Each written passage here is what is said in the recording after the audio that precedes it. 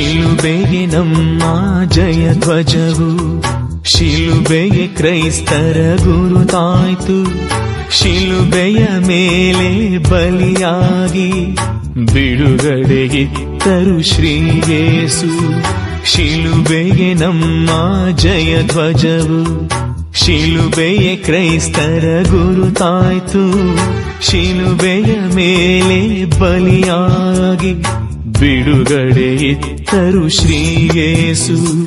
ಶಿಲುಬೆಗೆ ಜಯದ ಶಕ್ತಿ, ಶಿಲುಬೆಯಿಂದಲೇ ಮುಕ್ತಿ. ಶಿಲುಬೆಗೆ ಜಯದ ಶಕ್ತಿ, ಶಿಲುಬೆಯಿಂದಲೇ